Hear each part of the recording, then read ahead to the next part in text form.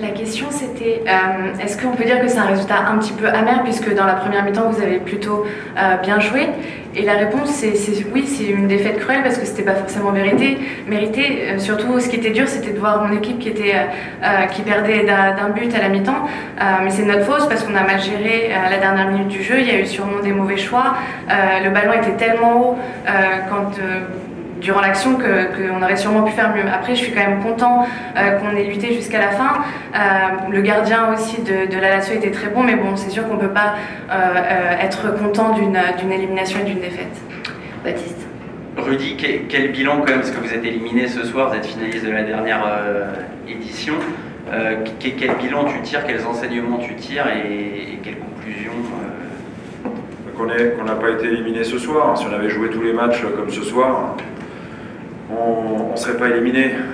Évidemment, c'est le jour et la nuit avec le match aller, par exemple. Voilà. Donc, on voulait sortir de cette poule, même si on savait que la Lazio et Francfort, notamment, étaient deux très grosses équipes. Et comme on n'en a pas été capable, maintenant, on espère que ça sera un mal pour un bien, parce qu'il va falloir, bien évidemment, jeter toutes nos forces maintenant dans le championnat pour finir sur le podium. C'est notre objectif. L'objectif prioritaire, c'est ça, c'est se qualifier pour la Ligue des Champions. Et ensuite, voilà, il y aura les coupes nationales qu'on jouera à fond aussi, évidemment. On est obligé de tirer cette conclusion ce soir. La défaite contre PSG avait été, entre guillemets, encourageante, et puis elle n'a pas été suivie d'effet. Alors, comment celle-ci, qui peut paraître aussi encourageante, pourra-t-elle déboucher sur un meilleur comportement?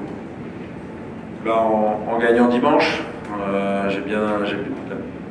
dernière chose que j'ai dit aux joueurs pour qu'elle reste bien dans leur tête, c'est que il faut qu'on rentre vite. C'est pour ça qu'on ne fera pas une longue conférence de presse.